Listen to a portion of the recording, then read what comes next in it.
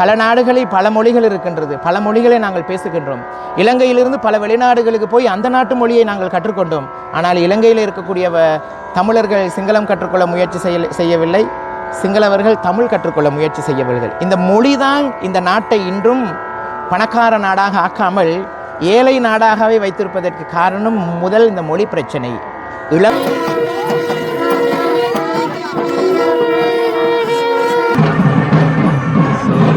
நல்லூர் ஆலயம் என்பது தமிழ் சைவர்களுக்கு மட்டுமல்ல, இலங்கையிலே வாழுகின்ற சிங்களம் பௌத்தத்தை பின்பற்றக்கூடிய பௌத்தர்கள்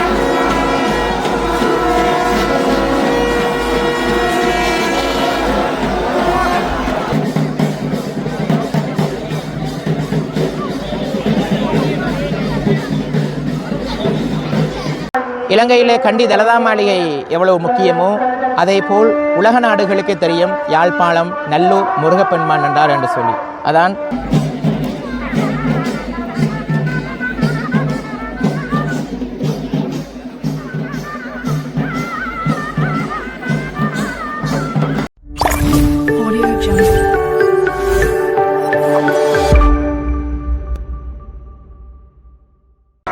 உறவுகளே வணக்கம்.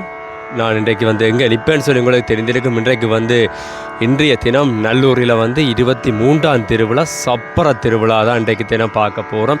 இன்றைக்கு சப்பர திருவிழா என்ன மாதிரி நடைபெறுகிறது, என்னென்ன இந்த சிறப்பம்சம் எல்லாம் நல்லூரில் சப்பர திருவிழா நடக்க போகிறோன்னு சொல்லி முழுமையாக பார்க்க போகிறோம். இது இப்போ தான் நீங்கள் என்னுடைய சேனலுக்கு முதல் வாரீங்கன்னு சொன்னால் பார்த்துருந்தால் மறக்காமல் சப்ஸ்கிரைப் பண்ணி கூட ஆதரவை தாங்கவர்களே வாங்குவோம். இந்த சப்பர திருவிழாவை முழுவதுமாக பார்ப்போம். இன்றைக்கு பார்த்தீங்க சொன்னால் சப்பரம் தயார் நிலையில் இடப வாகனம் எல்லாம் வச்சபடியே இருக்குது. இன்றைக்கு சப்பர திருவிழாவுக்கு ஆயத்தமாக பாருங்கள் நிறைய பக்தரெல்லாம் இப்போ வந்த வண்ணம் இருக்கிறார்கள் சப்பர திருவிழா பார்ப்பதற்காக.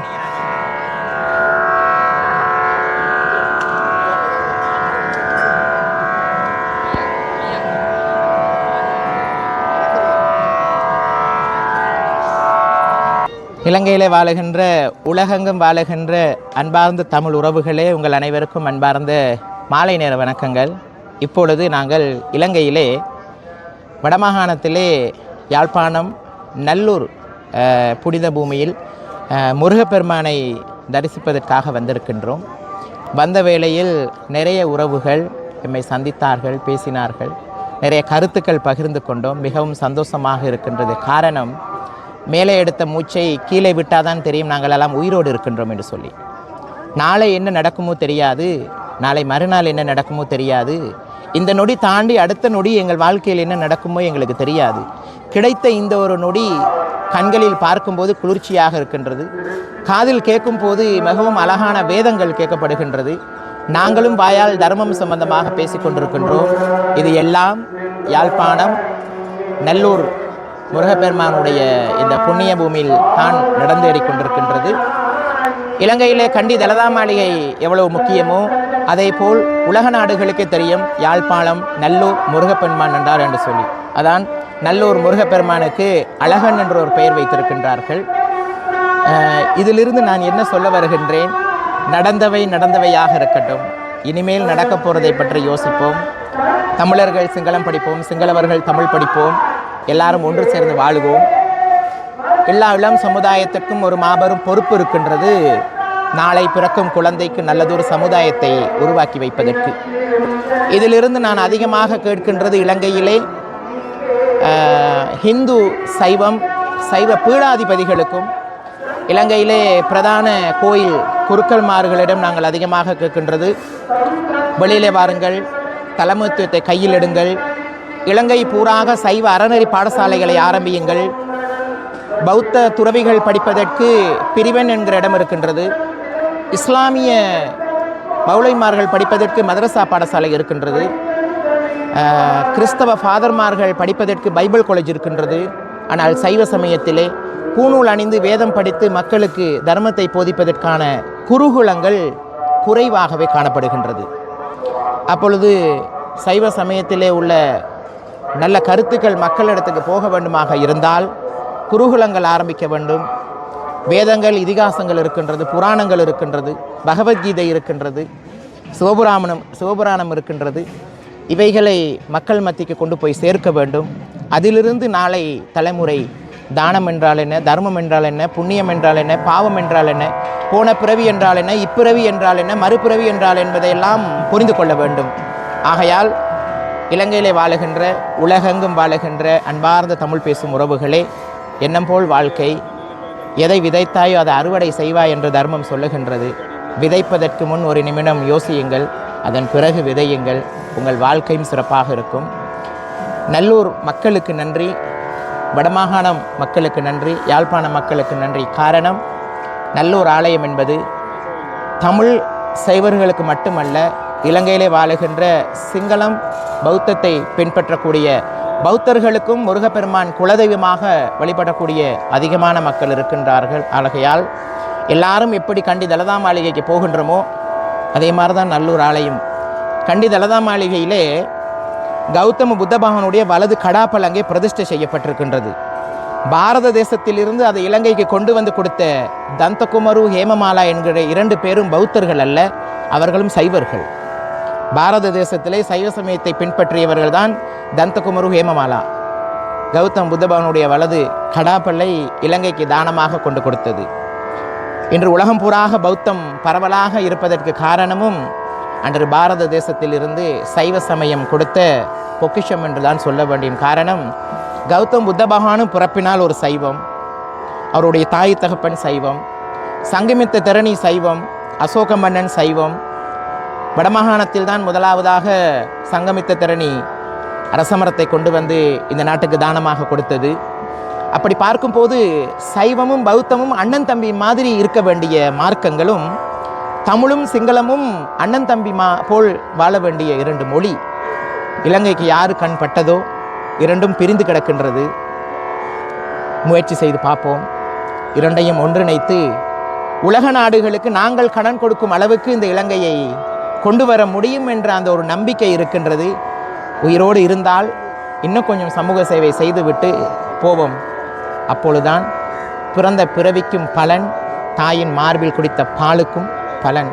வாய்ப்பளித்த அனைத்து நல்லுள்ளங்களுக்கும் நாங்கள் சற்றும் எதிர்பார்க்கல நீங்கள் இவ்வளவு தூய்மையான தமிழில் வந்து கதைப்பீங்கன்னு சொல்லி.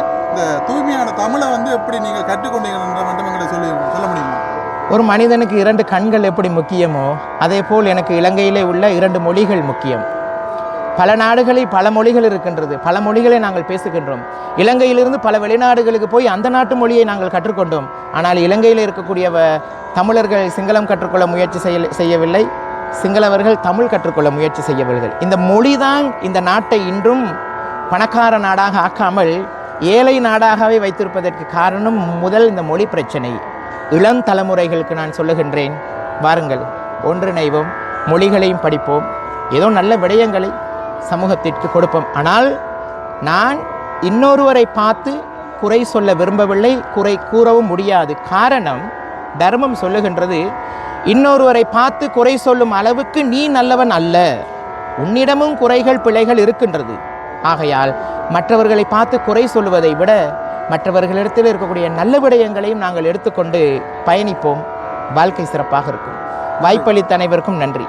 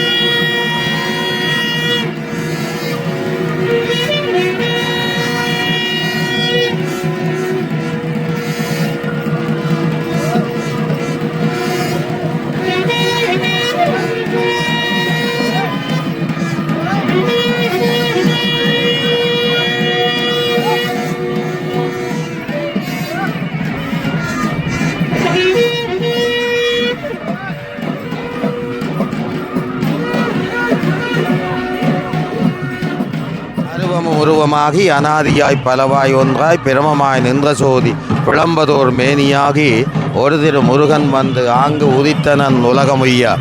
ஆம், இன்றைய தினம் நல்ல பெரும்பதியிலே அங்கே நாளைய தினம் ரதோத்சவத்தை முன்னிட்டு இன்றைக்கு சப்பர திருவிழா நடைபெற்று கொண்டிருக்கின்ற அற்புதமான வேளை, மாலை வேளை 5:15 மணியளவில் இந்த ஆண்டு சப்பர திருவிழா.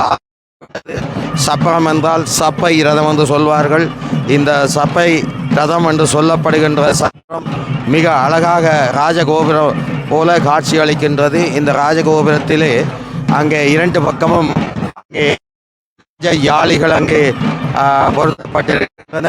அங்கே காவல் தெய்வங்கள் அங்கே காவல் காத்து நிற்கின்ற காட்சி ஆலயத்தினுடைய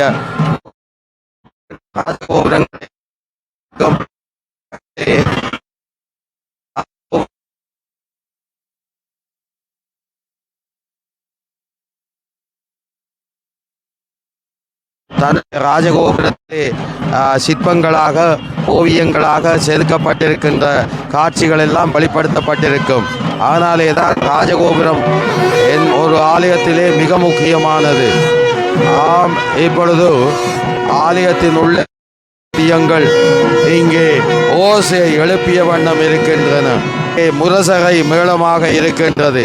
முற்காலத்திலே மன்னர்கள் புறப்படும் பொழுது அல்லது ஒரு செய்தி அறிவிக்கப்படும் பொழுது இந்த மேளம் ஒலிக்கப்படுவது படுத்தப்பட்டதால் இந்த விசேட வைபவங்களிலிருந்து விலக்கப்பட்டது. இந்த மேளம் அங்கே ஒலிக்கப்படுவது மரபாக இன்று வரை இலங்கை, தென்கிழக்காசிய நாடுகள் எல்லா இடங்களிலும் ஆலயங்களில் ஒலிக்கப்படுவது மரபாக காணப்படுகின்றது. இந்த சப்பை ரதம் என்று சொல்லப்படுகின்ற சப்பரத்திலே இன்றைக்கு ரிசவங்கள் 3 அங்கே முருகப்பெருமான செல்வதற்கு ஆயத்தமாக அற்புதமான வேளை.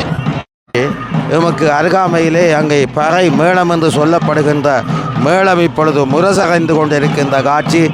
இப்பொழுது அங்கே வலியம் பெருமாட்டியினுடைய அந்த எழுந்தள்ளி முகூர்த்தம் சப்பரத்தை நோக்கி சென்று கொண்டிருக்கின்ற காட்சியை நீங்கள் நேரடியாக பார்க்கலாம். இன்றைக்கு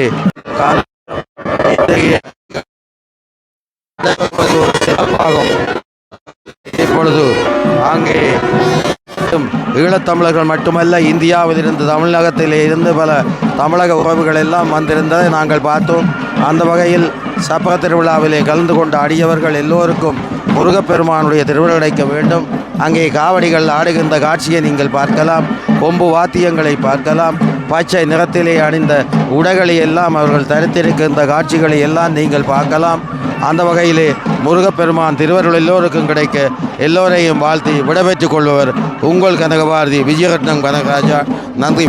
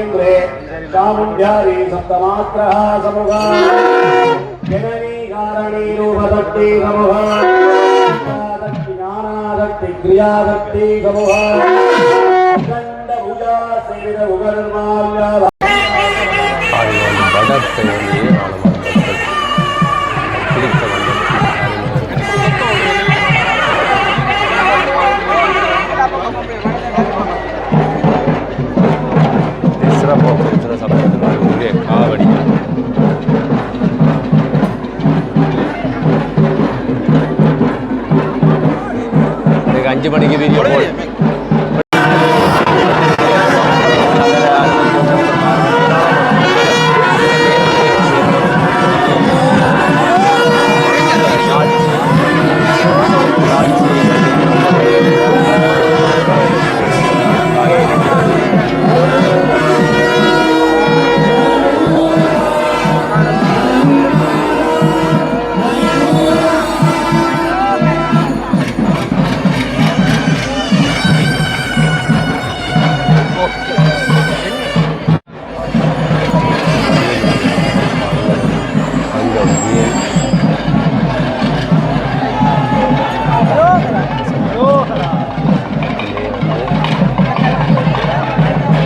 ஆட்டாதியப்பா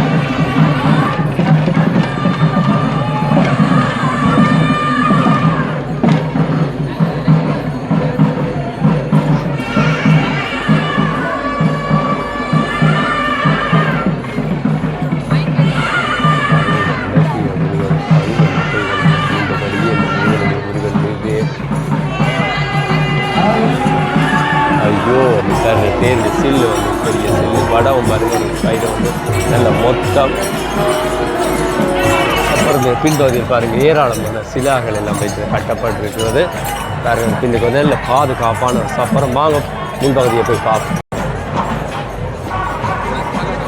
இந்த அதான் வானது வந்து இப்போது தெற்கு திசை நோக்கி வந்து கொண்டிருக்கின்ற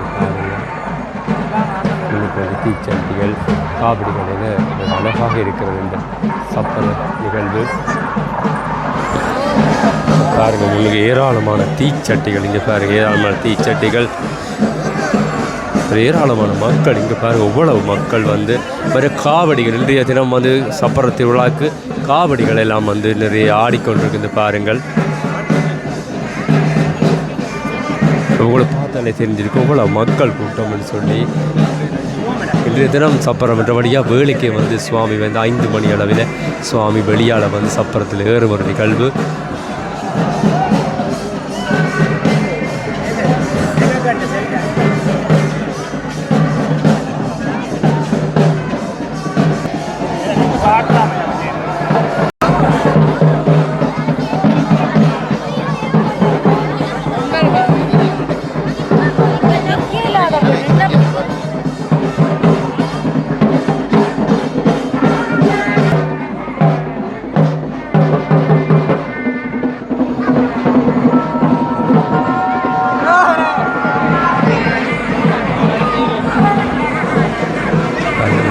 தெற்கு வீதி கோபுரத்துக்கு அன்பித்த பகுதியில் வந்து இந்த சப்பரம் வந்து விட்டது.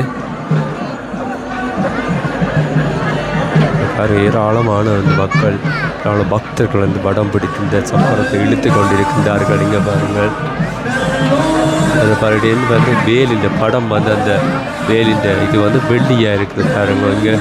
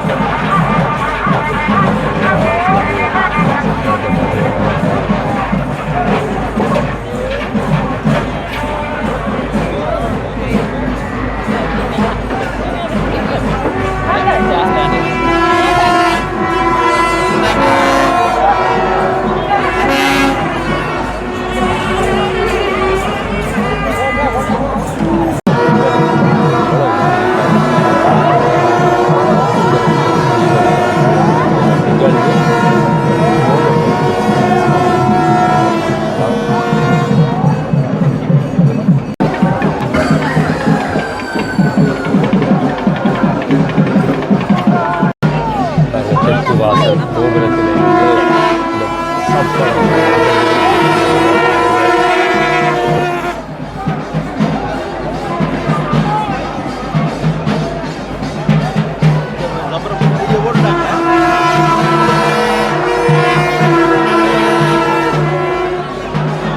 தெற்கு வாசல் கோபுரத்தோட வந்து சப்பரத்தை பாதி எவ்வளோ அழகாக இருக்கிறது. 2025 சப்பர திருவிழா வந்து பார்த்து கொண்டிருக்கின்றது இப்பொழுது.